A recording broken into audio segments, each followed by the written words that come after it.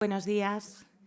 Bienvenidas y bienvenidos al tercer y último día de las terceras jornadas sobre trata y explotación sexual del Ayuntamiento de Santander. Quiero ser muy breve en la presentación de la primera ponente de hoy porque no quiero robarle ni un minuto de tiempo de su exposición.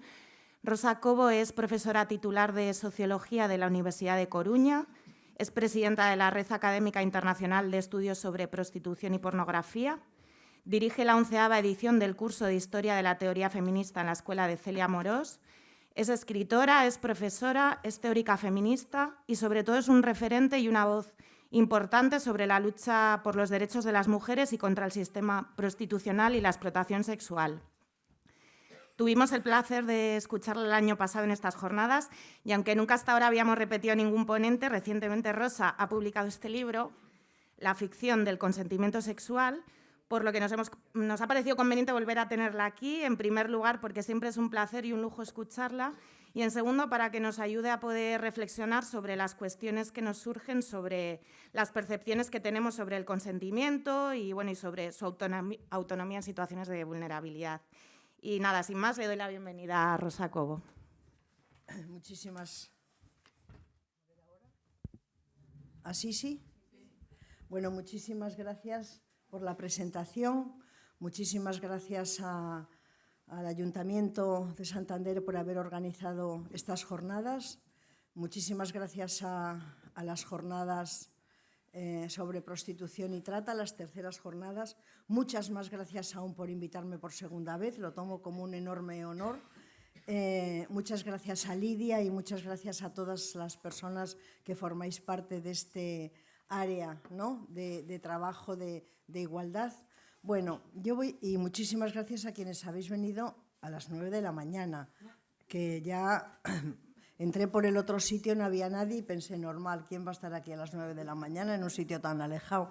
Pero bueno, he visto que no, así que muchísimas gracias y mucha alegría porque estéis aquí. Yo quería primero contaros cómo comencé a escribir este libro, solamente un poco para entrar en materia.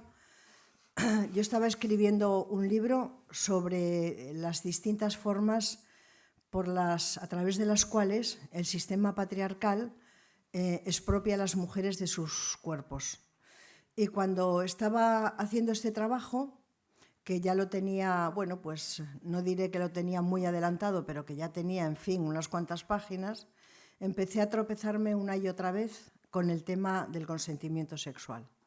La realidad del asunto es que el consentimiento sexual se ha convertido en uno de los grandes debates, podría decir que en primer lugar uno de los grandes debates del feminismo contemporáneo, sí, sin ningún lugar a dudas, pero también el tema del consentimiento sexual se ha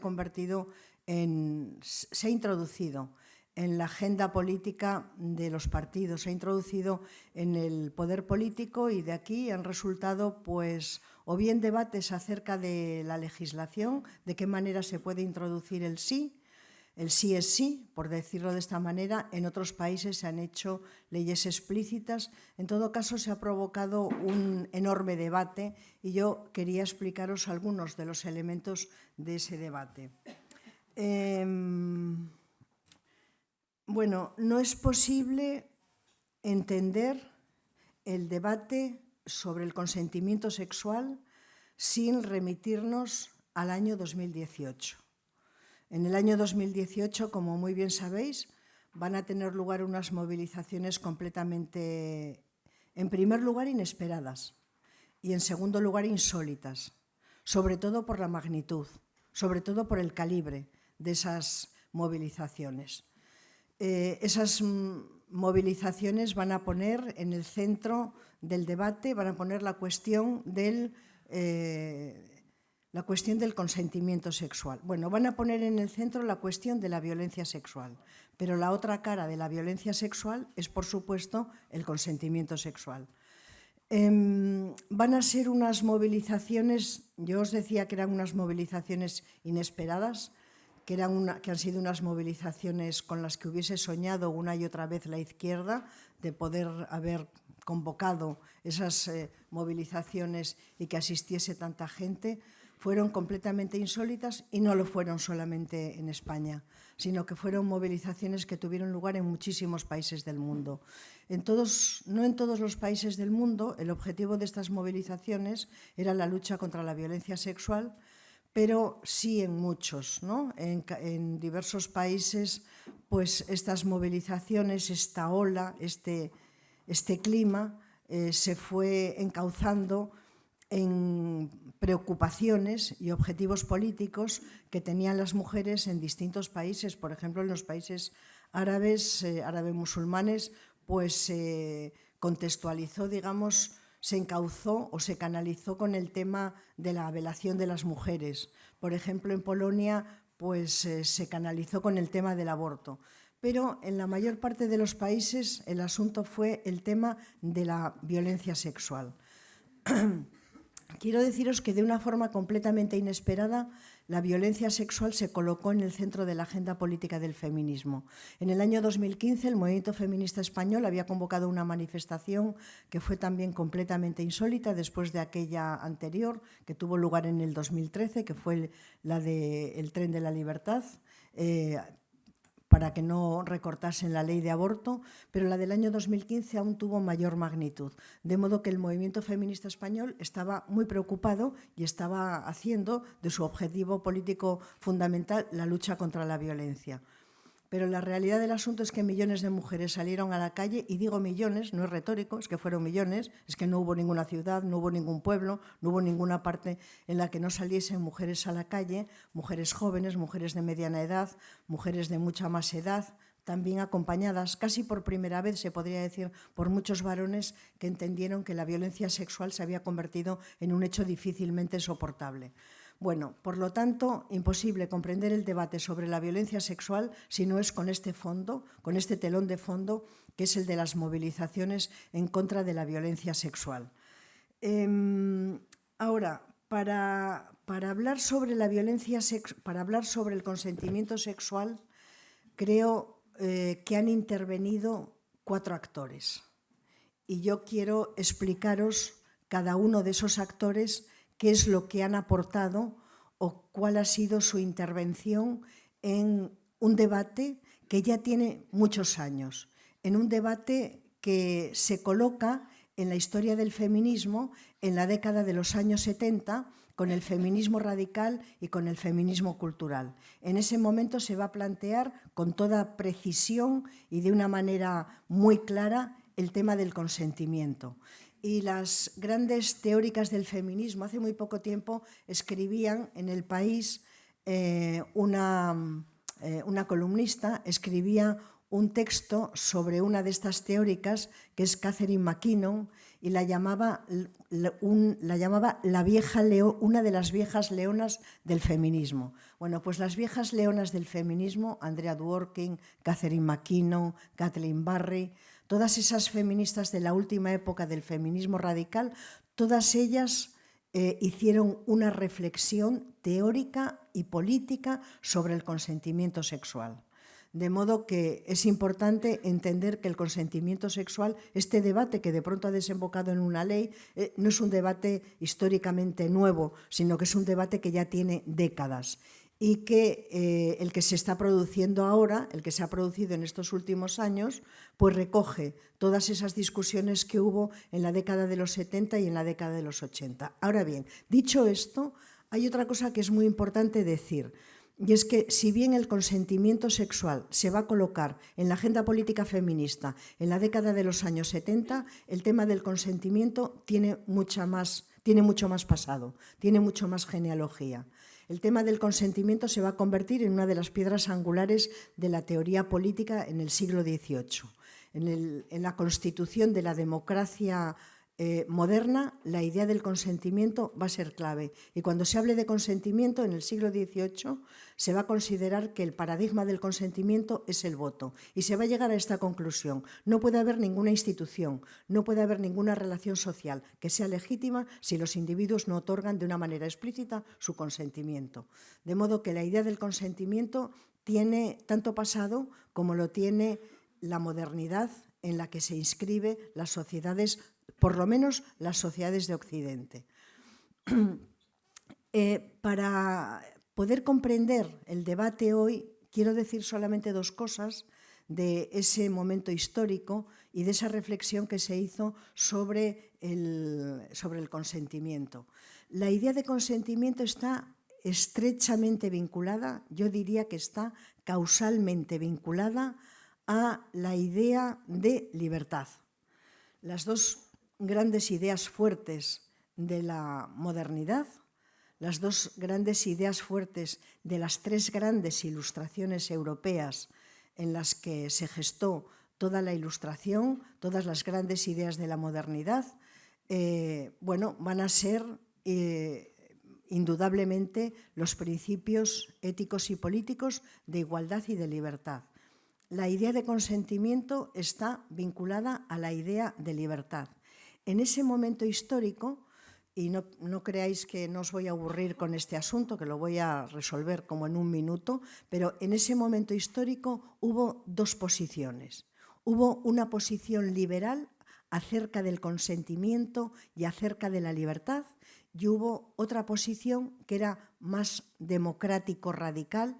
La primera, la liberal, la representaba Locke, y la segunda, la democrático-radical, la representaba Rousseau. Estas dos posiciones son las que van a confluir, son las que van a componer y van a formar esos inicios de la modernidad. Ambos filósofos, Locke y Rousseau, eran unos filósofos que tenían unas teorías. Yo diría que eran unas teorías patriarcales, pero la verdad es que me quedaría muy corta.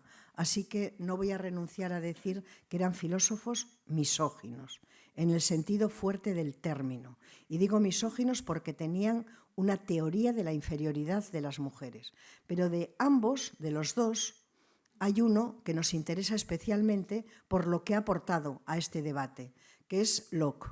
Locke, que era el gran filósofo de la libertad y el gran filósofo de la propiedad, por cierto, va a sostener que la libertad de los individuos, y por lo tanto su consentimiento, debe de llegar tan lejos que un individuo tiene que tener la libertad como para poder decretar su propia esclavitud. Os podéis imaginar que hubo un debate de mucho cuidado, que Rousseau le contestó, que le dijo que eso era imposible, que si un individuo decretaba su esclavitud perdía lo que hacía que un individuo, no el núcleo, ¿no?, que es la propia idea de humanidad. Bueno, el debate siguió, pero hay una cosa de ese debate que nos interesa para poder comprender el debate de hoy. Y es que al mismo tiempo que hacía esta afirmación que volvería loco a los grandes, les volvería locos a los grandes dueños de las grandes empresas multinacionales, ¿no?, la idea de que alguien pudiese decretar su esclavitud, él dijo otra cosa que es de una enorme importancia. Él dijo que había individuos, pocos, él no decía que eran pocos, pero sí podemos decir que eran pocos, que tenían fortuna, que tenían propiedades, que tenían recursos. Pero la mayoría de la población no tenían recursos, ni tenían propiedades, ni tenían fortuna. Era ese momento histórico en el que se estaba gestando la aparición de esa nueva clase social, la burguesía, que iba a liderar todos los destinos de Europa primero y, como muy bien sabéis, después del mundo entero. La afirmación de este filósofo, de Locke, es la siguiente. Aquellos individuos que no tienen nada, que no tienen fortuna, aquellos individuos que no tienen recursos, aquellos individuos que no tienen propiedades, sí tienen algo, sí tienen una propiedad. Y esa propiedad es su propio cuerpo. De modo que Locke va a poner encima de la mesa la idea de que el cuerpo es una propiedad.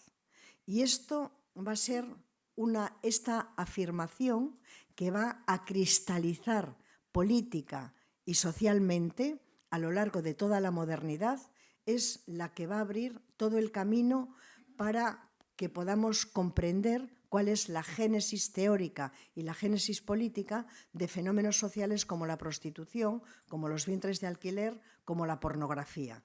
Por lo tanto, nos quedamos con la idea esta de que las mujeres, en este caso, las mujeres tenemos una propiedad y esa propiedad es nuestro cuerpo y nuestro cuerpo lo podemos alquilar, nuestro cuerpo incluso lo podemos vender. Por lo tanto, esto parte de una hipótesis complicada y esa hipótesis es que yo soy yo, pero yo tengo una cosa que es diferente a mí y esa cosa es mi cuerpo. De modo que se va a poner en pie un tipo de disociación que es históricamente nueva. Yo, mi alma, mi espíritu, mi yo de verdad, estoy aquí, pero yo tengo una cosa que es material, que es ajena a mí y que es mía, pero que está disociada de mí y con la cual yo puedo vender o alquilar. Esta idea es fundamental porque sin esta idea nunca se habría podido conceptualizar una categoría que hoy tiene una enorme importancia en la sociología, en la política, por supuesto que en la teoría feminista, que es la idea del capital sexual. La idea de que los individuos, de que las mujeres, en este caso, tenemos un capital sexual y que ese capital sexual es una herramienta fundamental en términos de movilidad social. Entonces, esta idea nos tenemos que quedar con esta idea del cuerpo como una propiedad y entender que la genealogía de la categoría de consentimiento sexual arranca o tiene sus raíces más profundas en esta idea de la teoría política liberal del siglo XVIII.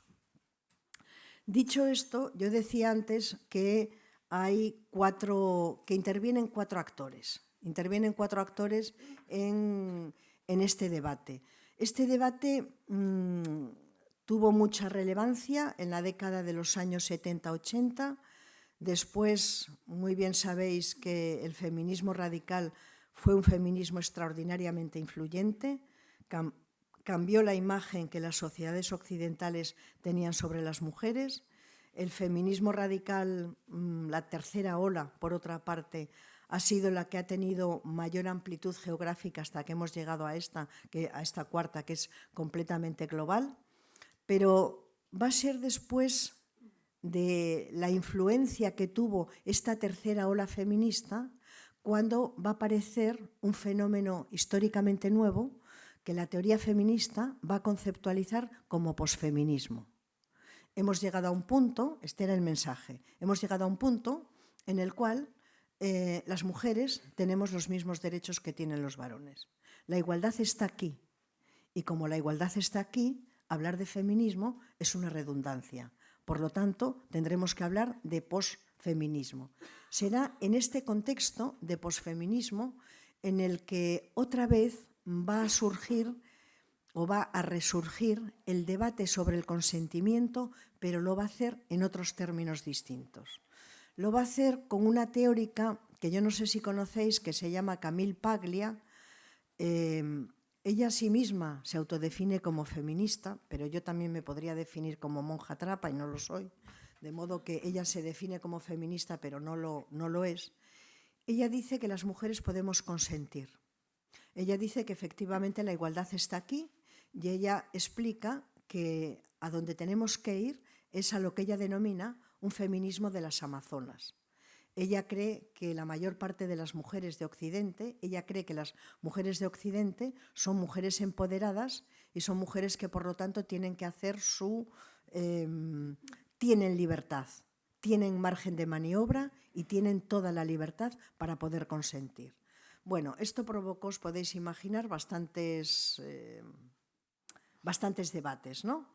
Bastantes debates en los cuales el feminismo seguía afirmando que la idea del consentimiento era eso, una idea, era un deber ser, era una idea regulativa y que por supuesto que las mujeres queríamos alcanzar las posibilidades de poder otorgar el consentimiento sexual, pero que era inviable habida cuenta de las estructuras económicas, políticas, culturales que eran patriarcales. Bueno, de nada sirvió, esto no convenció nada a Camille Paglia. Para que lo sepáis, Camille Paglia es la madre teórica de una autora que no sé si conocéis, que es la que escribió Teoría King Kong, que es Virginie Despentes. Virginie Despentes, cuando leyó por primera vez a Camille Paglia, tuvo ese acontecimiento que todo el mundo quisiéramos tener alguna vez en la vida, que es la caída del caballo y comprender que efectivamente lo que decía era cierto. En ese contexto van a aparecer muchos, además de este debate, van a aparecer en realidad muchos episodios de violencia sexual. Y las mujeres más jóvenes de una manera muy particular en los campus universitarios, van a explicar que son sexualmente acosadas. En este momento en que acabamos de vivir un superacoso, ¿no? Bueno, acabamos de vivir la noticia de un acoso que ya tenía bastante pasado en la vida política, pues ellas decían que se sentían acosadas. Empezó a gestarse un profundo malestar en muchas mujeres jóvenes, primero en los campus universitarios, después en otros espacios en los que decían que la violencia sexual existía y que ellas la estaban padeciendo. De modo que otra vez la teoría feminista, el movimiento feminista, vuelve otra vez a retomar con mucha fuerza la idea del consentimiento sexual, y ahí se va a categorizar por primera vez un término que será cultura del consentimiento. ¿De qué manera podemos convencer a los acosadores, a los agresores sexuales, de que tienen que frenar el acoso y que tienen que frenar las agresiones sexuales? Por lo tanto, a partir de la década de los años 90 se van a hacer reflexiones sobre, otra vez, de nuevo, sobre el consentimiento sexual. Pero en realidad, el debate fuerte, el debate de fondo, se va a conformar a partir del año 2017, justamente cuando estalla el Me Too. Cuando estalla el Me Too, y esto es muy importante señalarlo, muy, muy importante, cuando estalla el Me Too va a extenderse un hashtag que dice Me Too, yo también he sido abusada, yo también he sido agredida. Quiero que penséis en el significado que tiene esto, porque yo voy a mantener la hipótesis de que lo más civilizatorio que ha ocurrido en el siglo XXI está siendo la lucha contra la violencia sexual. Y imaginaos el significado. No es tan fácil verlo cuando está ocurriendo como un poco de tiempo después cuando ha ocurrido, que millones de mujeres en el mundo pusieron en sus redes sociales: yo también he sido abusada, yo también he sido agredida, y otras cientos de miles de mujeres le contestaron: yo te creo, hermana. Y aquí se plantea el núcleo, el corazón del debate sobre el consentimiento sexual, que es la credibilidad de la palabra de las mujeres, de la que tanto sabemos cuando vamos a poner una denuncia, que te miran de arriba abajo y dicen: ¿pero cómo ibas vestida así? ¿Pero te han hecho algo? ¿Pero te has resistido? Si hay algo que puede explicar con mucha claridad en qué consiste el sistema patriarcal, lo podríamos analizar a la luz de la falta de credibilidad que tiene la palabra de las mujeres. Por eso, el concepto el debate sobre el consentimiento sexual va a poner encima de la mesa precisamente esto: si la palabra de las mujeres debe ser creída o no debe ser creída. En realidad, para el sistema patriarcal, la palabra de las mujeres no debe ser creída, y no debe ser creída por una razón, porque cuando las mujeres decimos que no, seguramente estamos queriendo decir que sí, pero no tenemos el valor de decir que sí. Y al revés, es decir, la palabra de las mujeres no tiene valor en las sociedades patriarcales, porque la palabra lo que ejemplifica es el poder de la definición. Y el poder de la definición solamente está en manos de quien tiene posiciones de poder. Y como las mujeres no tenemos posiciones de poder, es muy difícil que nuestra palabra sea creída. Pero como señala Celia Morós, si las mujeres no tenemos palabra, entonces no podemos fundar genealogía. Por eso Aristóteles y Rousseau y Locke y Platón, ellos sí constituyen una genealogía, pero es la genealogía masculina. Explica los problemas, explica las dudas, explica las teorías que expresan las posiciones sociales, las posiciones culturales de los varones. Por lo tanto, nos quedamos con esta idea, que es la idea de la falta de credibilidad de la palabra de las mujeres y cómo esto se va a convertir en el corazón del debate sobre el consentimiento sexual. Y ahora, a pesar de que lo he dicho varias veces, ahora sí que voy a ir a estos 4 actores que han intervenido en este debate y que lo han hecho en función de intereses que son muy distintos.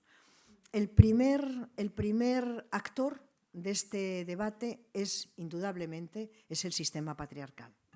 El sistema patriarcal nunca hubiese querido que se produjese un debate sobre el consentimiento sexual, porque el sistema patriarcal estima que el consentimiento sexual existe, y existe en forma de asentimiento, en sí existe en forma de cesión, existe en la medida en que en el imaginario cultural masculino está profundamente anclada la idea de que el parámetro de la sexualidad masculina es el mismo que el de la sexualidad de las mujeres. Lo voy a decir de otra manera. En el imaginario sexual masculino está profundamente anclado que no hay ninguna distinción entre los deseos de las mujeres y los deseos de los varones. Por lo tanto, si los deseos son los mismos, ¿qué sentido tiene hablar de consentimiento? Lo que te gusta a ti me gusta a mí, lo que me gusta a mí te gusta a ti. Ergo, el consentimiento no tiene ningún espacio. De modo que esto es una idea dominante dentro de lo que podríamos llamar los discursos que se producen y que se gestan en el contexto del sistema patriarcal.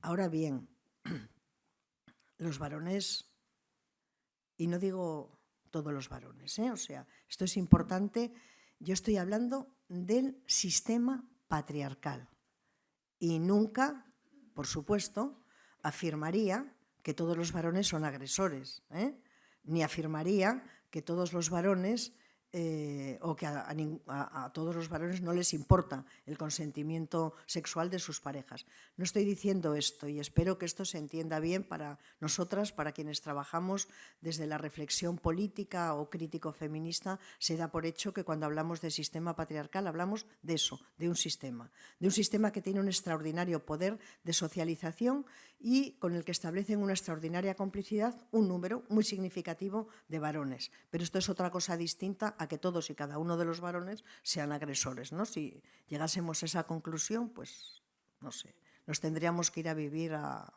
no sé, a una isla muy grande, no sé a cuál, ¿no? O tendríamos, no sé, tendríamos que hacer alguna cosa. Bueno, este no es el caso, obviamente, de lo que estamos hablando. Pero lo que sí es importante es esta idea de que el sistema patriarcal nunca hubiese querido que el discurso y el debate sobre el consentimiento sexual tuviese lugar. Porque la propia existencia del debate sobre el consentimiento sexual lo que hace es apuntar a aquellos varones que son agresores. Y fijaos qué cosa tan increíble, que hay varones que son agresores que no creen que lo son. Y hay mujeres que reciben agresiones que no creen que son agresiones. A esto, un sociólogo francés, que no es que fuese feminista, pero que escribió un libro magnífico que se llama La dominación masculina, y él se llama Pierre Bourdieu, a esto él le dio un nombre, y el nombre que le dio fue violencia simbólica. La violencia simbólica es la naturalización de actos que son violentos, pero que sin embargo no son digeridos por la sociedad, ni en este caso por las mujeres, no son digeridos como, y por muchos hombres tampoco, no son digeridos como violencia. Por lo tanto, aquí tenemos a este primer actor, que es el sistema patriarcal. No sé si es la mejor manera llamarle actor o no, pero bueno, en todo caso, para poder entender muy bien cómo el sistema patriarcal conforma un sistema y desde las entrañas de ese sistema salen discursos y cómo esos discursos tienen una posición acerca del consentimiento sexual. El segundo actor, que es también enormemente importante, es precisamente el sistema capitalista neoliberal. El capitalismo neoliberal nunca hubiese querido tampoco que hubiese un debate sobre el consentimiento sexual.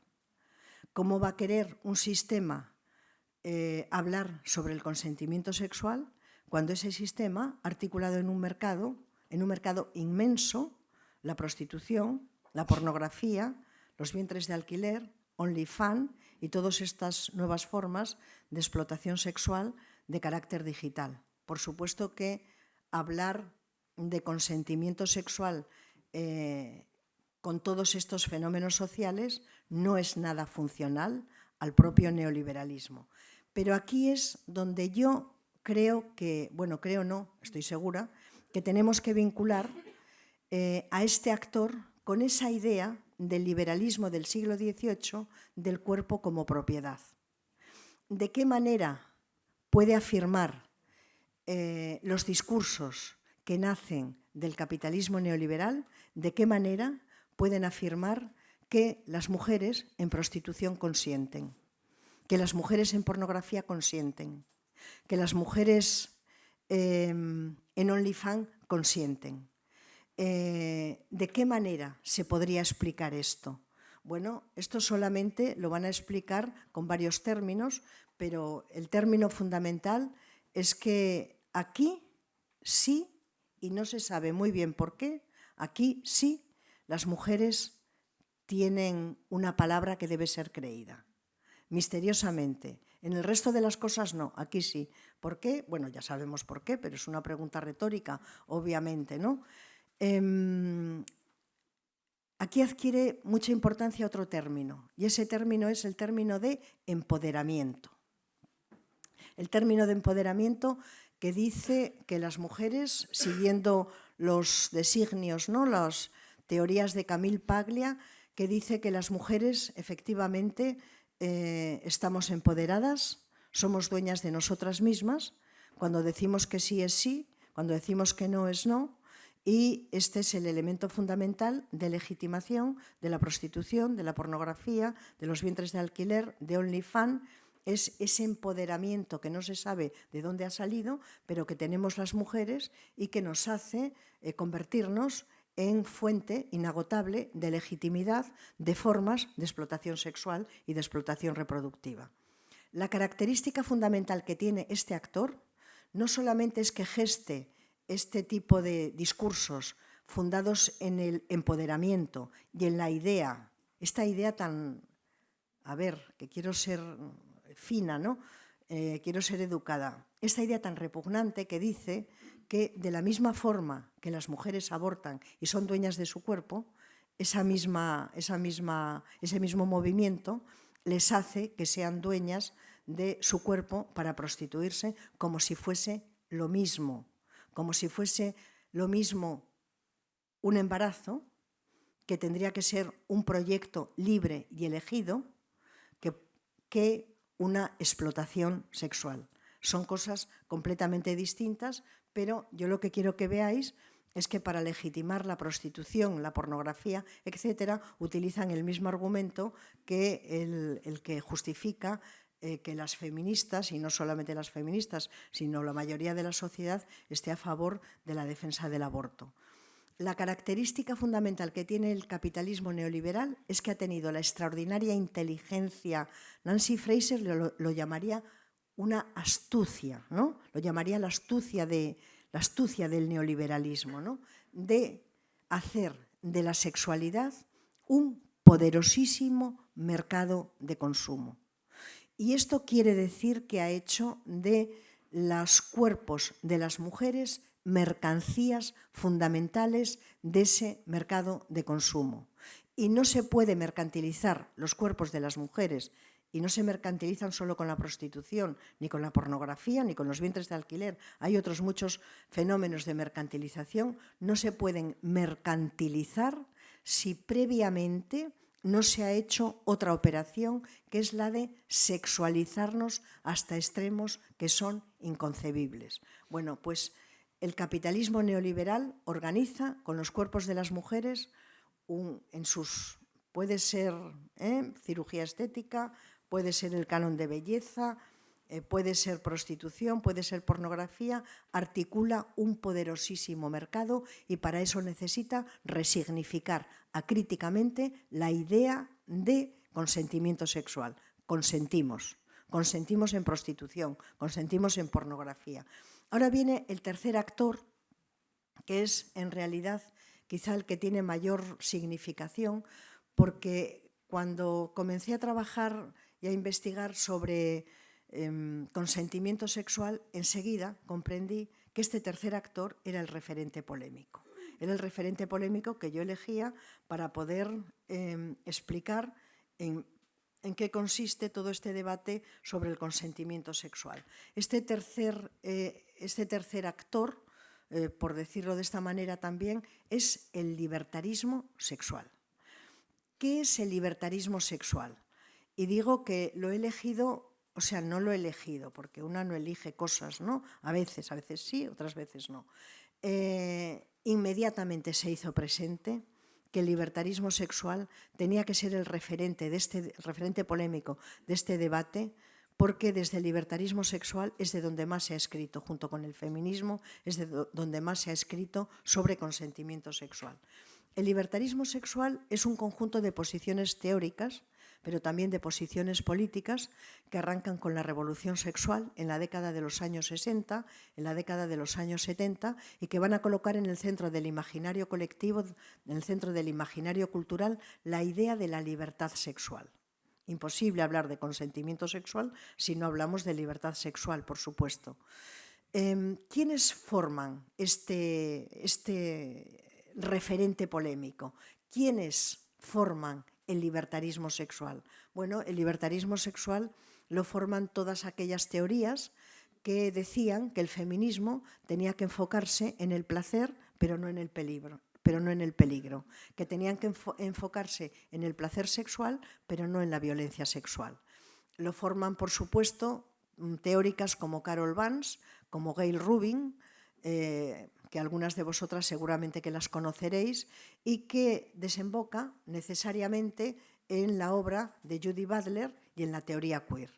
Todas estas posiciones teóricas, todas estas posiciones políticas son las que conforman esto que yo he denominado el libertarismo sexual. Me preguntaréis, ¿por qué he denominado a esta posición teórica, a este tercer actor que tanto ha escrito sobre consentimiento sexual, por qué le he denominado libertarismo sexual?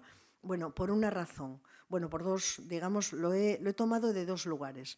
Hay una socióloga marxista que se llama Eva Iluz, que cuando habla de la libertad sexual extrema, a quienes promueven, a quienes divulgan esta libertad sexual extrema, los denomina como libertarios. Pero después, en el año 2011, Judy Butler escribió un artículo acerca de la necesidad de la bajada de edad del consentimiento sexual, que es un artículo complejo, diría yo, ¿no? Y es una manera suave de llamarlo, que se llama a sí misma, y a quienes mantienen la necesidad de bajar la edad del consentimiento sexual, los designa como libertarios sexuales. Y a mí me ha parecido que es una buena manera de denominar a un conjunto, ¿no?, de posiciones teóricas y políticas que, aunque en muchas ocasiones convergen en sus efectos con el capitalismo neoliberal y convergen también con el sistema patriarcal, sin embargo, tienen una intencionalidad que es distinta. Es decir, ni Judy Butler, ni Gayle Rubin, ni Carol Vance son neoliberales. Se autodesignan como de izquierdas y en algunos sentidos, claro que lo son. Pero en todo aquello que tiene que ver con la sexualidad, se distancian del feminismo y dejan de considerar a las mujeres ese sujeto político hacia el que tiene que hablar el feminismo, ¿no? Por lo tanto, este es el motivo por el cual les he llamado libertarios sexuales. ¿Qué es lo que dice? No me quiero detener mucho, pero quiero explicar aquello que a mí me parece que es fundamental. ¿Qué decían aquellos primeros libertarios sexuales? Que luego, si queréis, en el debate esto tiene mucha miga, pero no quiero tampoco aburriros ni que os durmáis a estas horas, ¿no?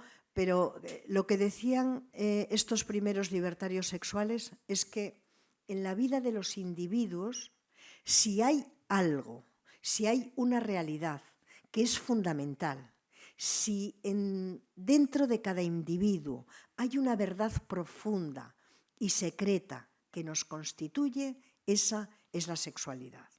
Eso es lo que van a decir todos aquellos primeros libertarios sexuales que eran de todo pelaje y que tenemos que reconocer que una gran parte de ellos eran marxistas de la Escuela de Frankfurt, pero esta era la idea que tenían.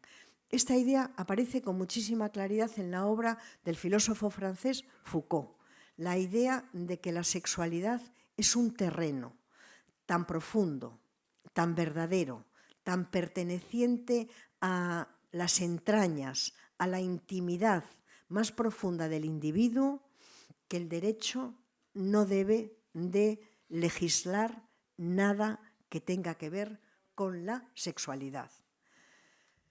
Esto tiene mucha tela, porque claro, bueno, no mucha, tiene muchísima tela. Esto es lo que decían, pero además de decir esto, decían otras muchas cosas, por supuesto. Decían otra, que es quizá lo mejor, ¿no?, del libertarismo sexual, y es que ellos entendían, y digo ellos porque eran fundamentalmente ellos, las feministas radicales hicieron una lectura crítica de la revolución sexual, se quedaron con una idea, que fue la idea del deseo, pero desecharon esa operación que habían hecho los libertarios sexuales, que había sido apropiarse de la revolución sexual, ponerla a su, ¿no?, hacerla propia, y que tuviese el significado de que la liberación sexual o la libertad sexual en realidad era la disponibilidad sexual para que los varones pudiesen acceder a sus cuerpos.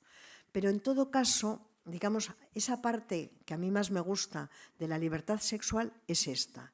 Es la idea de que si bien la sexualidad constituye la verdad más profunda del individuo, la otra idea, prima hermana de esta, es que la sexualidad es buena en tanto es la expresión del deseo.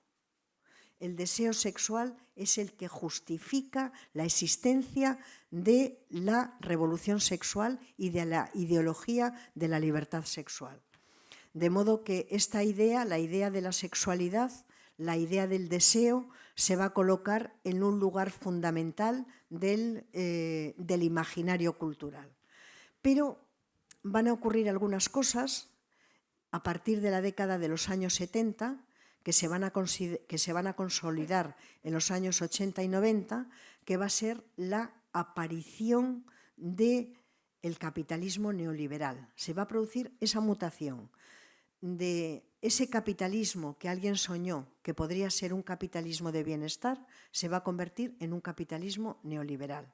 Se van a poner en pie las primeras políticas económicas neoliberales y esto va a tener una consecuencia. Y la consecuencia va a ser la creación de una poderosísima industria de la explotación sexual.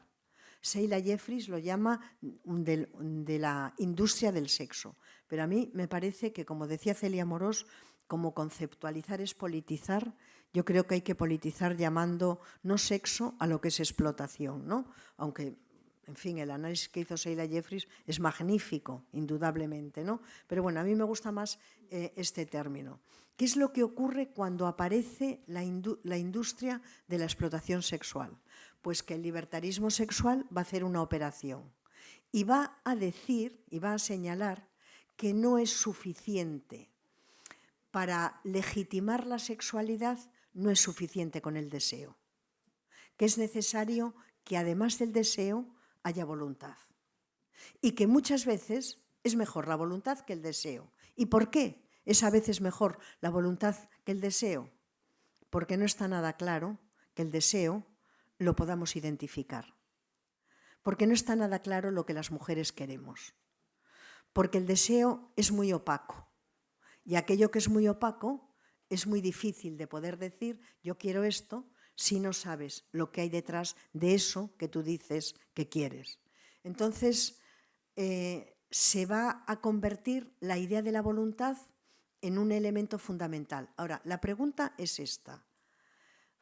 Utilizando también y citando de nuevo a Celia Morós, que hablaba de la hermenéutica de la sospecha, yo digo que si quizá hubiese alguna relación entre la voluntad como fuente de legitimación de la sexualidad y la aparición de un poderosísimo mercado, el segundo o tercero en términos de beneficios a escala global en el marco de las economías ilícitas, que es la industria de la explotación sexual. Y yo creo que sí, hay mucha relación, porque si no se introduce en esta ecuación el concepto de voluntad, en este caso no puede haber legitimación de la prostitución ni de la pornografía. Por lo tanto, introducir en una ideología de liberación sexual la idea de la voluntad cumple fines políticos explícitos, que es la de la legitimación de las distintas formas de la explotación sexual. El libertarismo sexual tiene una característica, y la característica que tiene es, inicialmente digo, la característica que tiene es promover la idea del deseo. El deseo es lo que dice la ideología de la libertad sexual, lo que decía hasta la década de los 80-90, es que hay unos códigos muy rígidos que reprimen mucho a los individuos. Y esos códigos sexuales tenemos que aflojarlos. Esos códigos sexuales lo que tenemos que hacer es debilitarlos. ¿Y cómo se debilitan? Se debilitan utilizando de una forma masiva, no sé si es la mejor palabra, pero utilizando la idea del placer, buscando el placer como una de las fuentes liberadoras de los individuos. Yo solamente, para terminar con este tercer actor, vamos a ir al cuarto, que nos interesa mucho, que es el feminista, que es el otro actor que ha escrito sobre feminismo. Solamente quiero dejar una idea del libertarismo sexual. La idea del libertarismo sexual es que extrema tanto la idea de la libertad sexual que cuando la libertad sexual se extrema mucho puede desembocar en el abuso. Y después del abuso puede desembocar en el trauma. Cuando dice Foucault, no quiero ningún tipo de legislación sobre la sexualidad, porque para mí una patada en la boca tiene el mismo contenido simbólico que una patada en el pene, está haciendo una operación de negación de la violencia sexual. Y la violencia sexual es probablemente el mayor freno que tenemos las mujeres, la mayor violencia, la mayor agresión que limita nuestra capacidad de autonomía y que nos provoca un malestar colectivo que ha sido el que ha hecho posible las movilizaciones de las que hemos sido testigos y testigas, por utilizar esta palabra. Y no me estoy refiriendo solo a estas movilizaciones que han tenido lugar en las calles, me estoy refiriendo también a las movilizaciones que han tenido lugar en las redes sociales. Imposible olvidar el beso de Rubiales. Imposible, y lo digo por una razón. La primera, porque no salimos masivamente a la calle, pero salimos masivamente a las redes sociales.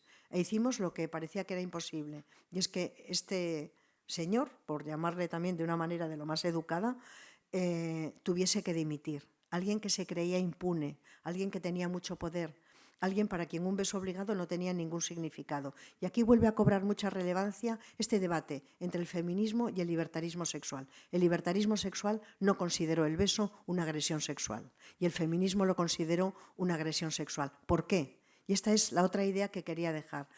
Porque si ampliamos mucho la definición de lo que es una agresión sexual, entonces tenemos que ampliar el espacio de impacto del derecho penal. Y como el libertarismo sexual tiene un corazón, bueno, si lo tuviese, un corazón profundamente antipunitivista, tiene que reducir aquello que se define como agresión sexual para reducir el impacto del derecho penal. Pero Jenny Hermoso supo que aquello era una agresión sexual. Y las mujeres supimos que aquello era una agresión sexual. Por lo tanto, aquí aparece con mucha claridad una parte de los términos de este debate, de lo que es consentimiento sexual, de lo que no es consentimiento sexual y cuál es el papel que tenemos que dar al derecho penal a la hora de frenar las agresiones sexuales. Pero yo quería, sobre todo, para acabar con este actor, quería sobre todo dejar esta idea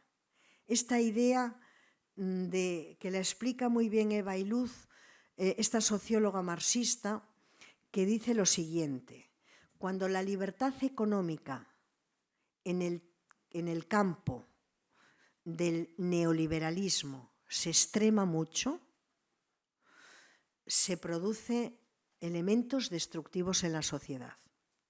Cuando la idea de libertad económica se extrema, pues se puede y de hecho se hace, privatizar la educación o el sistema público de pensiones o la sanidad o tantas cosas como sabemos.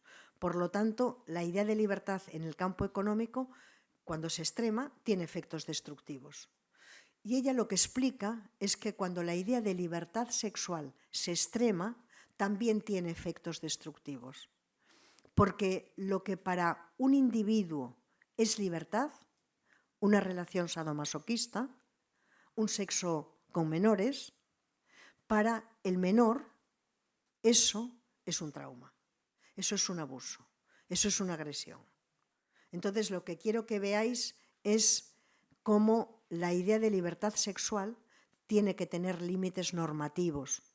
Y las únicas que hemos puesto límites normativos a la idea de libertad sexual hemos sido las feministas. Y ahora ya sí que entro en el cuarto actor, que es precisamente qué es lo que ha escrito, qué es lo que ha reflexionado el feminismo sobre la libertad sexual. Bueno, ¿os estáis aburriendo? ¿Me estoy alargando? No quiero alargarme mucho porque no es algo que me guste. Vamos a ver, ¿qué es lo que dice la teoría feminista y qué es lo que dice el movimiento feminista sobre el consentimiento sexual? Vamos a ver, porque esto tiene su, a ver, ¿cómo decirlo? Su complejidad, ¿no? Tiene su complejidad y para explicaros la complejidad me voy a volver a remitir, os prometo que a las 10:10 o a las 10:15 acabo seguro. Tiene su complejidad y para esto voy a volver a esa vieja leona del feminismo de la que hablaba Martínez Bascuñán, que es Catherine MacKinnon. MacKinnon explica una vez y otra, y la última fue el año pasado, en Francia, que publicó un libro que se llamaba La violación redefinida contra el consentimiento sexual a favor de la igualdad. Ella explica que el consentimiento sexual no es posible en una sociedad patriarcal. Ella lo explica una vez y otra vez y otra vez, y la tesis que tiene en este libro que publicó en Francia, pero que no se ha traducido de momento ni al inglés ni tampoco se ha traducido al español, es que ella estima que si la idea de consentimiento se introduce en el derecho penal, va a tener efectos negativos sobre las mujeres.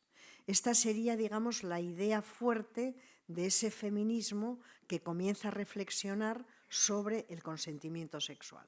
Yo quiero deciros que me voy a apartar un par de milímetros de esta posición. Yo comparto con MacKinnon la idea de la extrema dificultad del consentimiento sexual para las mujeres. Es más, creo que la mayoría de las mujeres del mundo no tienen la posibilidad de consentir sexualmente en los encuentros sexuales que tienen. no la tienen. Está fuera del paradigma, está fuera del imaginario masculino y está fuera de su propio imaginario. Conviven cada día con su malestar, soportan, ceden, a veces incluso asienten, pero no consienten. Porque si no hay deseo, no puede haber consentimiento sexual. Y esto sí que lo aprendimos de las feministas radicales que introdujeron la idea del deseo dentro de todos sus análisis sobre la sexualidad de las mujeres.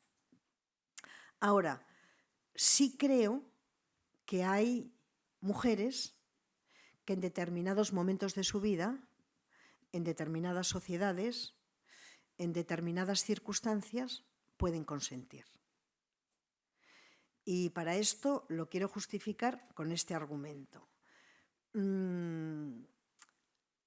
Tenemos 3 larguísimos siglos de feminismo. Tenemos detrás de nosotras una poderosísima genealogía teórica. Tenemos detrás de nosotras 3 siglos de luchas. No podemos hacer el mismo análisis en el siglo XVIII que en el siglo XXI. Hemos conseguido derechos. ¿Más formales que materiales? Sí. ¿En pocas partes del mundo? Sí, indudablemente. Pero hay mujeres que se mueven con mayores márgenes de maniobra y de libertad que se movían en el siglo pasado. Pero además creo que las feministas tenemos una obligación y hay algunos descubrimientos que yo los he hecho en realidad hace poco tiempo, ¿no? Y uno de esos descubrimientos que he hecho es que el feminismo no puede construirse ni intelectual ni políticamente en contra de lo que las mujeres quieren. A mí me parece que eso es una de las lecciones que obtuvimos en el 2018. Y en el 2018 lo que oímos fue un grito colectivo de rabia, pero también oímos un grito colectivo que era una demanda. Y esa demanda es que las mujeres quieren poder consentir con libertad sus encuentros sexuales. Y el feminismo no puede perder de vista la idea de que no podemos esperar hasta que las últimas estructuras patriarcales hayan desaparecido para que tengamos más margen de maniobra para poder consentir. Esto es una de las conclusiones que yo he sacado, que lo debía de haber sabido de antes, pero que lo vi con muchísima claridad después de estas movilizaciones. ¿Eso quiere decir que yo creo que hay consentimiento sexual? No. Yo creo que lo que hacemos las feministas, lo que nos ha permitido este debate es poner de manifiesto lo que obstaculiza el consentimiento sexual. Y eso es lo que yo ahora quisiera explicaros. Lo primero que obstaculiza el consentimiento sexual es la violencia sexual. Y de todas las violencias que hay contra las mujeres, que como muy bien sabéis son muchas, aquella que tiene un carácter constituyente sobre la que se asientan las demás violencias es la violencia sexual. No hay violencia física sin violencia sexual. No hay violencia psicológica sin violencia sexual. No hay ninguna manifestación de acoso que no esté relacionada con la sexualidad. Por lo tanto, la violencia sexual, y nos lo han dicho esas millones de mujeres, la violencia sexual es el mayor obstáculo que tenemos para que las mujeres podamos alcanzar espacios nuevos de derechos, espacios nuevos de libertad y de igualdad. El segundo elemento que es muy importante para que pueda haber consentimiento sexual es que es la falta de credibilidad de la palabra de las mujeres. La idea de que las mujeres no somos creíbles. Y no somos creíbles porque en realidad las mujeres no hemos llegado a ser consideradas en su totalidad ni individuos ni seres racionales. Y quien no es un ser racional no tiene su palabra no es creíble. Y esto no tiene solamente que ver con las mujeres. Lo que pasa es que aquí hablamos de esto, pero cuando ponemos nuestra mirada en Estados Unidos y vemos quién está en el corredor de la muerte y vemos quiénes están en las cárceles quienes sus palabras no son creídas y son quienes están en la parte de abajo de la pirámide social. Pero si hay un genérico paradigmático de cuya palabra no tiene ninguna credibilidad, esas somos las mujeres. En tercer lugar, hay una desigualdad estructural entre hombres y mujeres. Y esa desigualdad estructural se concreta en falta de poder de las mujeres. Hay un dominio masculino, hay un dominio patriarcal, y este dominio lo tenemos profundamente interiorizado y es el que hace que muchas veces en lugar de consentir, cedamos. En lugar de consentir, lo que hacemos es asentir. Después, tenemos que reconocer que hay fuerzas sociales, patriarcales, capitalistas, que están raciales, culturales, que están ocultas, que no son fáciles de identificar ni analítica ni políticamente para la mayoría de la población, en este caso para las mujeres. En este contexto es fundamental, como uno de sus grandes obstáculos, la existencia de la violencia simbólica. Esa violencia simbólica de la que hablaba Bourdieu y que tengo que deciros, haciendo un pequeño inciso, que no será que las feministas no habíamos hablado, por cierto, décadas antes de este tipo de violencia sin ponerle exactamente este nombre. Mucho, pero bueno. El caso es que él sí que tenía palabra y nosotras pues tenemos mucho menos, ¿no? Procesos de socialización. La violencia simbólica está vinculada a la socialización. Las niñas, las mujeres, desde que nacemos, recibimos mandatos socializadores de complacencia. Recibimos mandatos socializadores para decir que sí. La idea del no se convierte en algo titánico para las mujeres. Las mujeres no somos educadas para decir que no, somos educadas para decir que sí.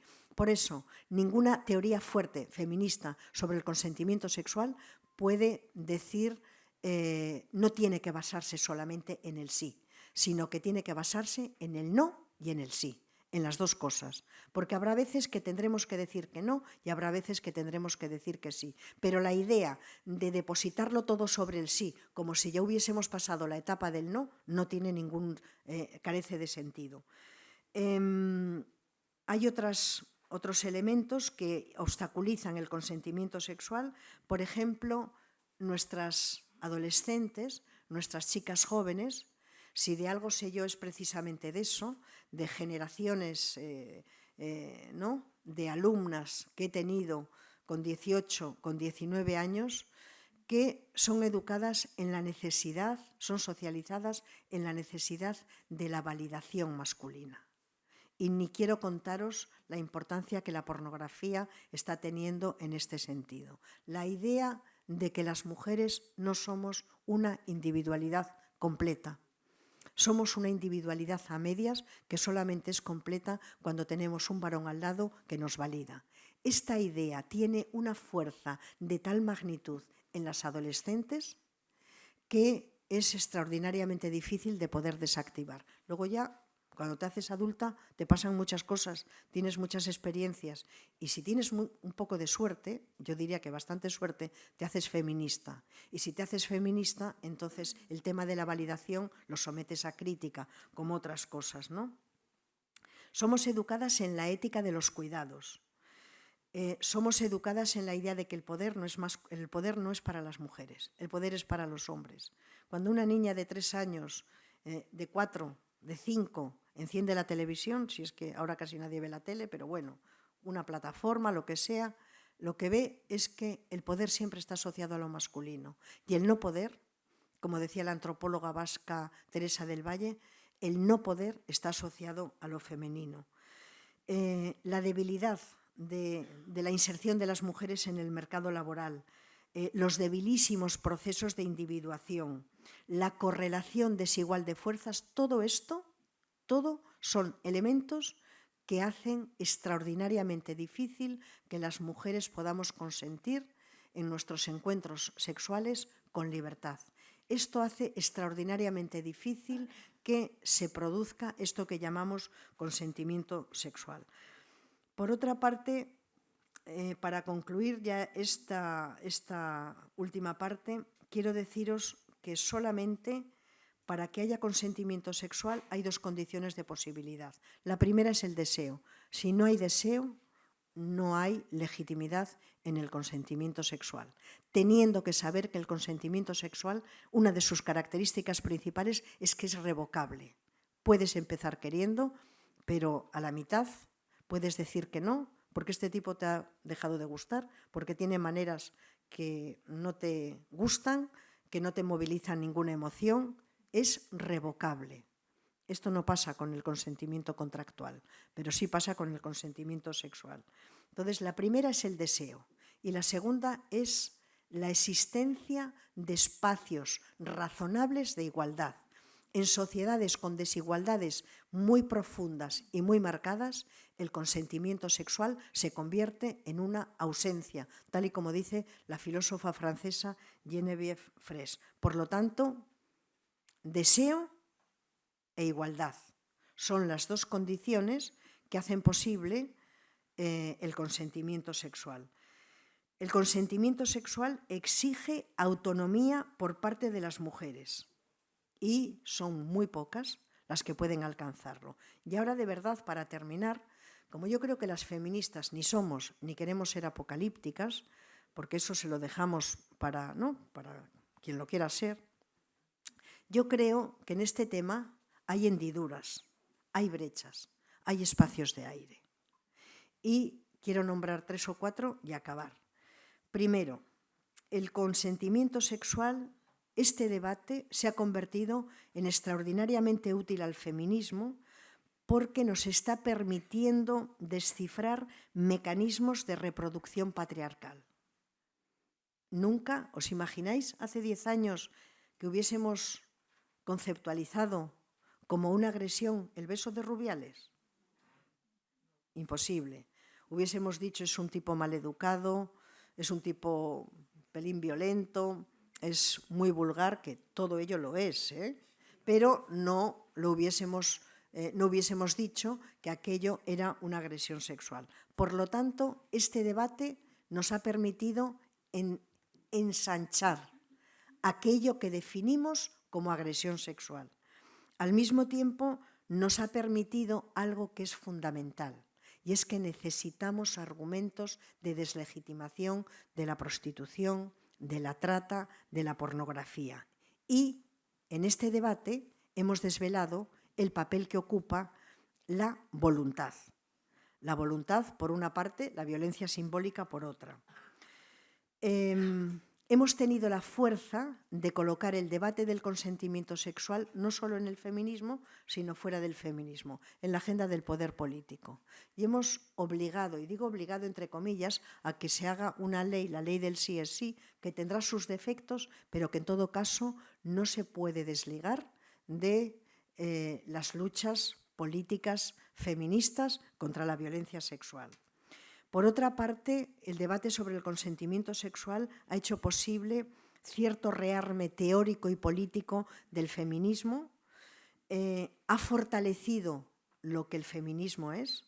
El feminismo no es la reivindicación de una mujer concreta y específica que quiere un derecho.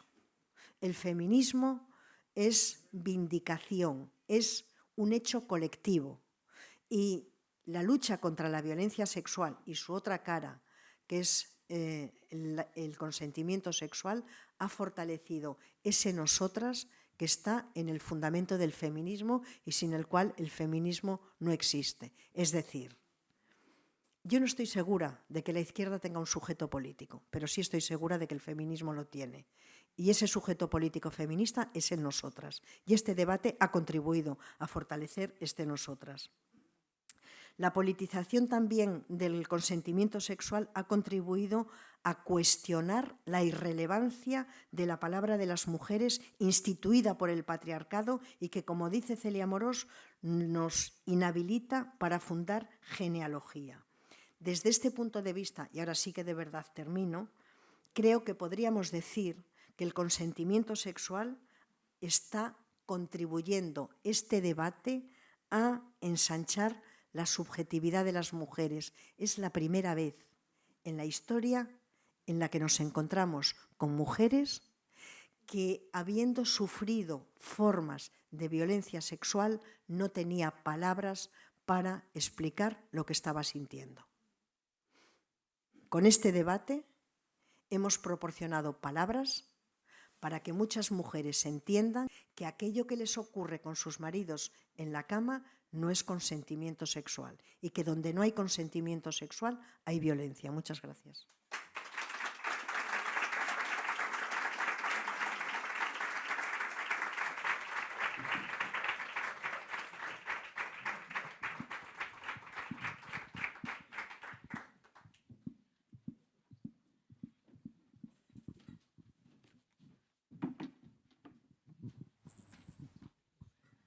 Hola, Rosa.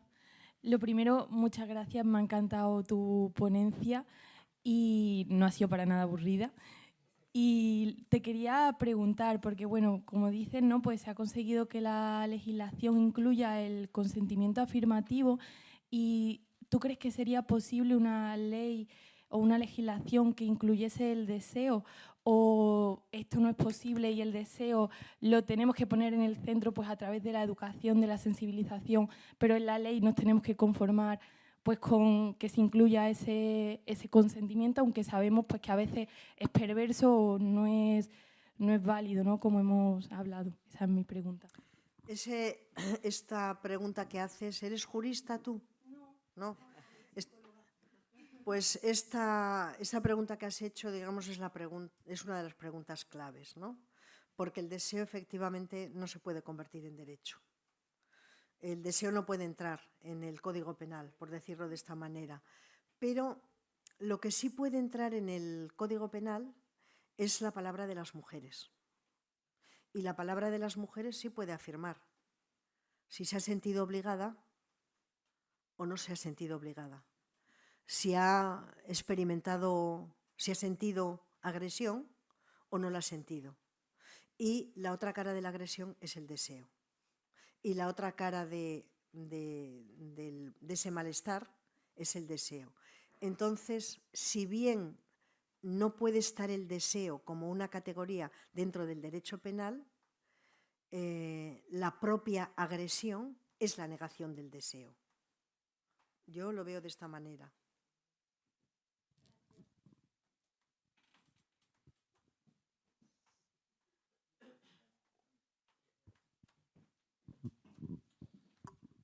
Bueno, muchas gracias y estoy de acuerdo con mi compañera que ha sido estupendo. Y cuando decías ya voy a acabar yo, que no acabe, pero muchas gracias. Mira, yo no veo esto, el libertarismo sexual que se apoya en esta libertad o en buscar el juego, has dicho, no el disfrute. Y de ahí lo has empalmado con lo queer. Y no he visto yo esa relación. ¿Cómo sigue ese itinerario? Me alegro que hagas esta pregunta, porque esta pregunta siempre me gusta mucho contestarla, porque siempre aprovecho para contestar algunas otras cosas. Vamos a ver, el libertarismo sexual, no. El libertarismo sexual hunde sus raíces en la revolución sexual. La revolución sexual lo que hace es promocionar la idea de la libertad sexual vinculada al deseo. Ese va a ser el mantra que van a tener durante muchos años, sabiendo que la revolución sexual, mayo del 68, son fenómenos, están muy pegados entre sí, que va a ser la década de los 60 y de los 70, a no olvidar que en el año 73, con el golpe de Estado de Pinochet, se aplican las primeras políticas económicas neoliberales y será la primera vez que esa libertad sexual el capitalismo neoliberal comprenda que puede articular la sexualidad en un mercado.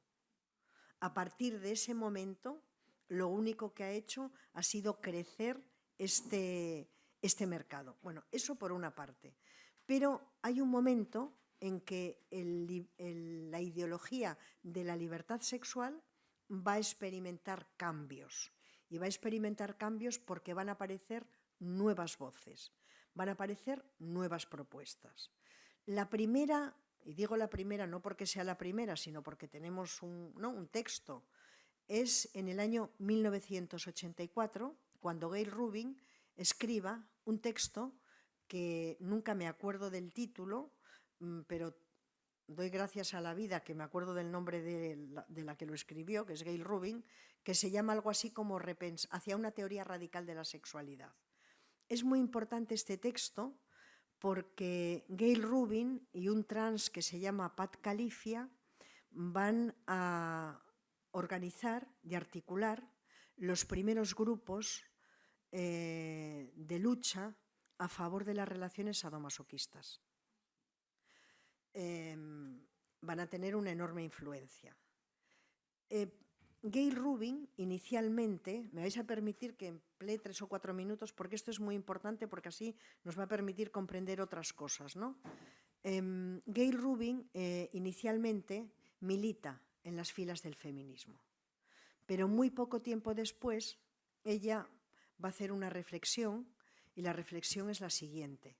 A mí lo que de verdad me preocupa más es lo que ella denomina la persecución sexual a la que están sometidos diversos grupos. ¿Qué grupos? Ella dice que los grupos que están sometidos a persecución sexual, ella dice que se pueden dibujar con un triángulo. En la parte de arriba están los menos perseguidos. Los menos perseguidos son los gays y las lesbianas. Esos padecen persecución sexual ma non tropo. Pero es que después vienen muchos que a su juicio están sometidos a unos niveles que ella considera indignos de persecución sexual. ¿Quiénes son esos grupos? Y ponen el mismo plano normativo. Proxenetas, mujeres en prostitución, sadomasoquistas, adultos que tienen sexo con menores. Esos dice que los pederastas dice que son los más perseguidos, los que padecen más persecución. Por lo tanto, ella se va a encargar de señalar que su lucha tiene que ser a favor de aquellos grupos que padecen mayores niveles de persecución que los que padecen las mujeres. A partir de este momento, 1984, a partir de este momento se va a producir una transformación en la ideología de la libertad sexual. Porque los grandes líderes de la libertad sexual, me vais a permitir, bueno, como esto se está grabando no lo voy a decir, pero lo que querían era tener un sexo libre y sin ninguna condición y sin límites. Y querían que las mujeres estuviesen sexualmente disponibles, ¿no? Eso era lo que querían. A partir de este momento comienzan otros debates. Y esos otros debates son los que tienen que ver con las sexualidades que no son normativas. Y Gayle Rubin de lo que habla es de las sexualidades que no son normativas. A mi juicio, con un extraordinario déficit normativo, porque si bien es cierto que hay persecución sexual a quienes no tienen sexualidades que son normativas, hay sexualidades normativas que no deben de existir y que si existen deben de estar penalizadas. Por ejemplo, el abuso sexual a menores. Por poner un ejemplo, ¿no? Por ejemplo, el proxenetismo. Entonces, ella hace un totum revolutum con lo que ella considera que es esto. En ese mismo, casi al mismo tiempo, va a surgir un debate que se va a concretar en un libro que se va a publicar en España, que se va a llamar Placer y peligro. Este libro de Placer y peligro, que lo va a compilar Carol Vance, va a tener el siguiente argumento. Las feministas nos van a decir, ellas que son feministas, dicen que son feministas, aunque una ya no sabe ni qué pensar de tantas cosas, ¿no? Tampoco se pueden hacer juicios de intenciones, pero dice, os habéis equivocado, las feministas o el feminismo se ha equivocado en una cosa. Se ha centrado tanto en la violencia sexual, se ha centrado tanto, por lo tanto, en el peligro, estamos enviando tantos mensajes a nuestras hijas sobre que tienen que tener mucho cuidado, que los hombres son un peligro, que la violencia las está acechando, que nos hemos olvidado del otro elemento. Y el otro elemento es el placer. Este es el otro debate. Y sigue reforzándose la ideología de la libertad sexual, que ya ha dado un giro al buscar la legitimación de las sexualidades que no son normativas y al no establecer criterios normativos de qué sexualidades no normativas son aceptables y cuáles no lo son. Este texto de Gayle Rubin va a convertirse en el asiento fundamental de la teoría queer. No solamente de la teoría queer, sino del género en disputa y cuerpos que importan de Judy Butler, que serán los dos únicos textos, junto a este último que acaba de sacar, en los que ella habla de toda esta cuestión, ¿no?, de la teoría queer. El resto de lo que ella habla tiene que ver con la vulnerabilidad, con la pobreza, con otras cosas, ¿no?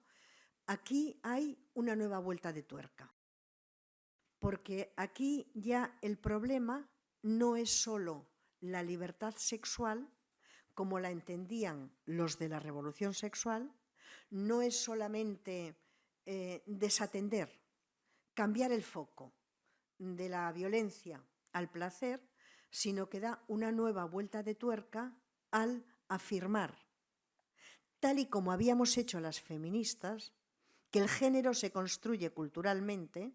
Esto lo dijimos las feministas, ni se sabe hace cuánto tiempo, lo dijimos con una idea muy clara. El género es una estructura de poder, tenemos que deshacernos de ella, tenemos que desactivarlo. Y Judy Butler dirá, el género es una estructura de poder, no para las mujeres solo, sino también para hombres y para mujeres. De modo que la manera que tenemos que tener para poder que deje de ser el género esa especie de vestido de hierro que constriñe a quienes lo portan, hombres y mujeres, vamos a hacer otra operación y es promover que proliferen otros géneros. Así romperemos el binarismo sexual, porque el binarismo sexual es una manera de obligarnos a ser muchas veces quienes no queremos ser.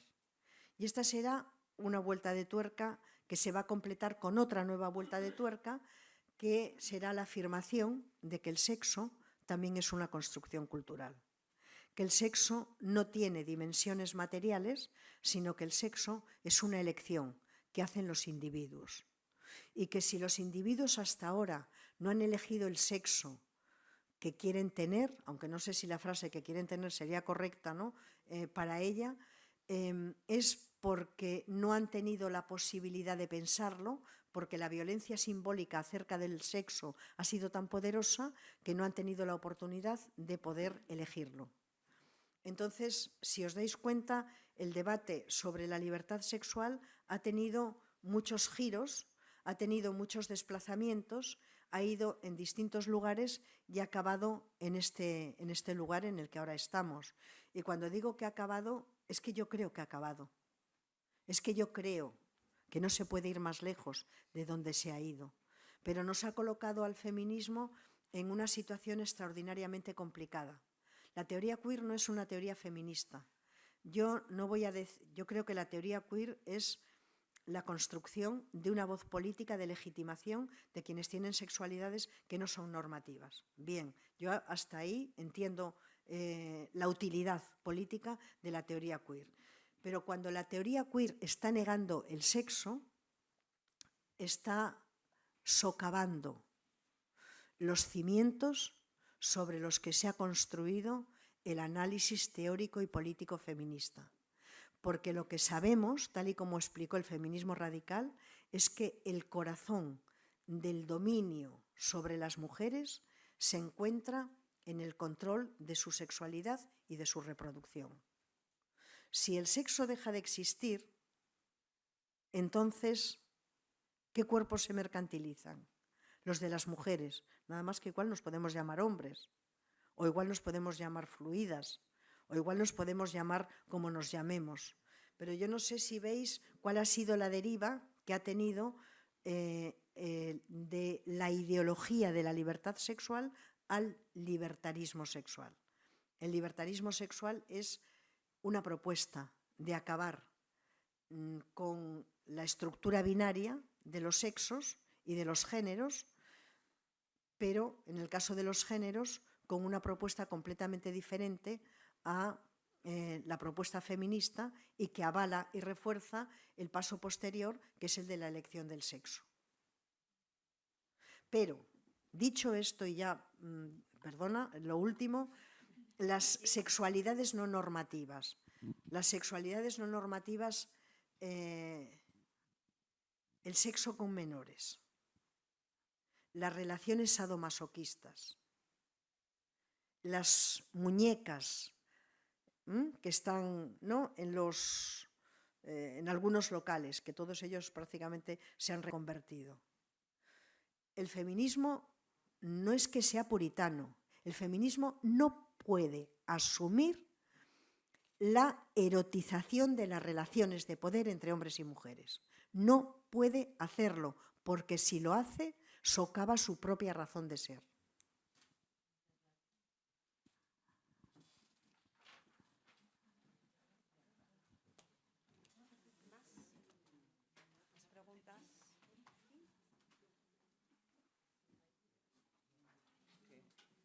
Ahora o nunca. Este es el momento.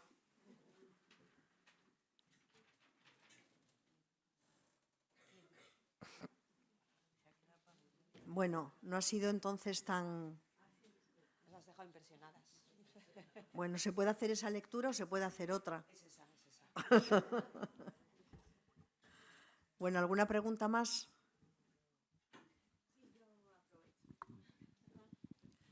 Rosa, gracias por esta ponencia. Yo creo que voy a necesitar un tiempo de digestión para todo lo que nos has contado. Y quiero preguntarte, de cara al futuro, en nuevas generaciones, ¿hacia dónde vamos? ¿Cómo lo ves tú? Si el panorama, porque en ocasiones hablamos pues, del consumo de pornografía, de toda la violencia sexual, si las nuevas generaciones son conscientes de todo este peligro y realmente se enfocan hacia el feminismo, o si por el contrario ves un retroceso, como en algunas ocasiones me planteo yo de manera un poco pesimista. Bueno, yo no soy pesimista, aunque pudiese parecerlo, aunque lo que contamos es terrorífico muchas veces, yo no soy pesimista y creo que tengo razones para no serlo, ¿no? Lo cual no quiere decir que sea una optimista ingenua, que tampoco creo que lo sea. Con toda sinceridad no sé hacia dónde vamos. Este es el núcleo de la respuesta. No lo sé. Yo lo que creo, lo que sí sé es que el feminismo tiene una agenda política y que la agenda política feminista es quizá de todas las agendas políticas que en este momento tenemos encima de la mesa, creo que es la que tiene un carácter civilizatorio de más calado, de más fondo. Es aquella que tiene una propuesta de humanización en las relaciones entre hombres y mujeres que no la tiene el resto de las propuestas, ¿no? Que pasan por ser muchas veces propuestas liberadoras, progresistas. Yo creo que ninguna tiene las dimensiones tan civilizadoras que tiene el feminismo. Yo creo, me atrevería a formular algunos problemas. Y yo creo que lo más urgente ahora, a mi juicio, bueno, podría decir también otras cosas y serían igual de pertinentes. Yo creo que este gobierno que tenemos no tiene que esperar un solo minuto para prohibir el acceso de la pornografía, el acceso de los menores a la pornografía. A mí me parece que esta es una cuestión fundamental y creo que tiene que meter mano en las redes sociales. Es que tú abres TikTok, tú abres Instagram, aparece la figura del manager, aparecen figuras donde se está concretando esa idea de la que hablábamos antes, de que las mujeres tenemos algo que es nuestro cuerpo es nuestro capital sexual y el capital sexual, la característica que tiene es que lo es porque está en el mercado. Entonces, ¿de qué manera pueden hacerlo? Yo no lo sé, ya lo han hecho en Francia, lo han hecho en Italia y lo han hecho en Inglaterra, creo. Bueno, en todo caso, tienen que hacerlo con una extraordinaria urgencia, porque esto tiene un efecto que es terrorífico y es el efecto de que los chavales, estos casi que me llegan a mí a la universidad, que me llegan con 19 años, bueno, y a mí los que llegan a la universidad son un poco más sofisticados, ¿no? Por lo menos en su discurso, no sé yo en su práctica, ¿no? Pero, aunque tampoco mucho, pero en fin, ellas sí. Este es uno de los motivos por los que a mí me produce mucha alegría. O sea, yo explico algo, yo doy sociología del género, explico algo, da lo mismo, ¿no? O sea, violencia, tal, lo que sea, ellas lo ven clarísimo. Ellos no. Bueno, hay alguno de ellos que sí, pero ellos en general no. Se sienten interpelados, sienten que el discurso feminista va contra ellos. Esto tiene mucho que ver con que la educación afectivo-sexual y la idea de igualdad no está dentro del currículum escolar. Entonces, si la primera cosa es prohibir el acceso de los menores a la pornografía, la segunda es introducir prácticas coeducativas en la educación. La tercera es hacer políticas abolicionistas. Esta idea de que hay grupos de mujeres que no tienen recursos, que son pobres, que son vulnerables y que están a disposición de cualquier varón que tenga 30 euros para poder acceder a sus cuerpos y 50 para hacer prácticas de violencia brutales, esto es algo que una sociedad que aspira a ser civilizada no puede permitirse. Ahora, todo lo que tiene que ver con la articulación de la sexualidad, todo esto está articulado en un mercado y, por lo tanto, todos estos fenómenos tienen el apoyo del mercado, tienen el apoyo del Estado. No sé si aquí hay profesoras de universidad, tienen el apoyo de sectores de la academia, tienen el apoyo de sectores amplísimos de la alta y de la baja cultura, de las industrias culturales, de fundaciones que tienen la apariencia de ser como neutras y que les importan mucho los derechos humanos, pero que consideran que la prostitución es trabajo sexual o que consideran que la pornografía es libertad sexual. Entonces, yo creo que estas serían medidas extraordinariamente urgentes. Y de todas ellas, quizá en la que tendríamos que trabajar, y aquí creo que las feministas tenemos que hacerlo, es en ampliar el marco de lo que es la violencia sexual, en llevarlo a las redes, es decir, en no quitar el dedo del renglón. Lo que más daño hace a las mujeres es la violencia sexual. Nos lo han dicho una y otra vez, por activa y por pasiva. Ahora, ¿qué es lo que me convierte a mí en un poco optimista?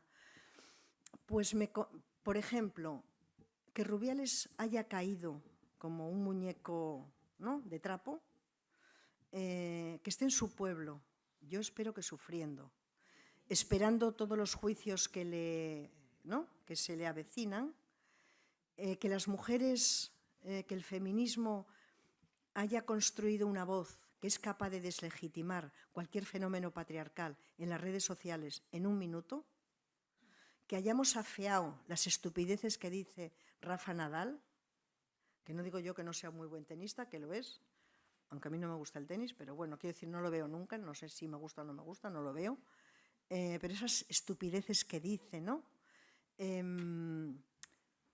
Yo creo que eso me da motivos para el optimismo. También me da motivos para el optimismo la capacidad tan sofisticada y tan profunda de conceptualización que tiene la teoría feminista. También me da mucha confianza el que me encuentro con chicas que me dicen que son feministas, que no están formadas en feminismo, pero que saben muy bien lo que está bien y lo que está mal. Y eso ocurre un año y otro año y otro año y otro año. Y yo siempre que empiezo el curso, siempre lo empiezo con un punto de inquietud de cómo serán este año. Enseguida se me va la preocupación, porque ellas saben muy bien, saben muy bien lo que es la violencia. Y saben muy bien que lo que para mi madre no era violencia, para ellas lo es.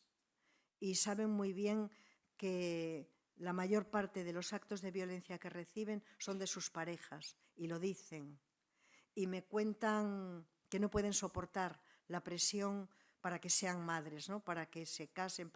Es decir, eso me da mucha confianza porque ellas son nuestro relevo. Y eso quiere decir, es la primera vez en la historia, la primera no es poco, la primera vez en la historia en la que el feminismo es global.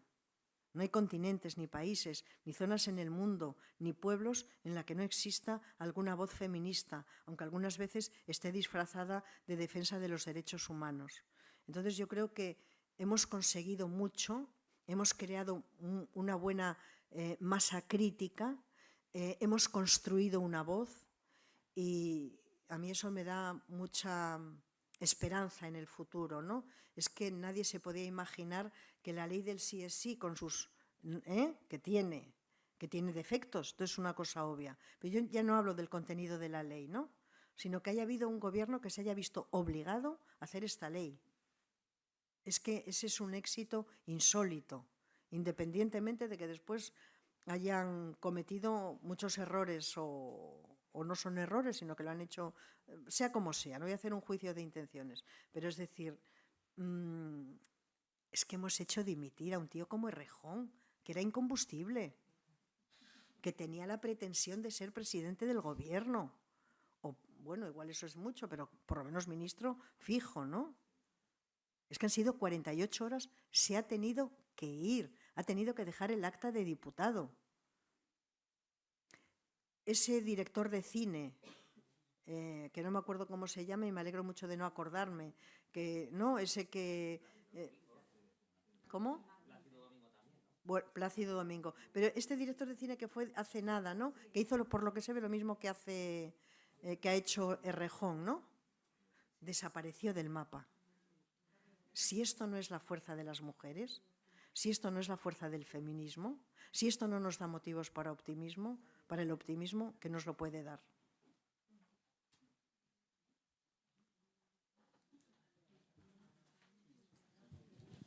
Antes de que os marchéis, que os veo ya inquietas, inquietos, firmar por favor las hojas, están también las de ayer porque ha habido mucha gente que no ha firmado, y las que tengan solamente un apellido puesto en la hoja, por favor que pongan el segundo también, porque para el diploma pues queda mejor y las madres también tienen su apellido. ¿Vale?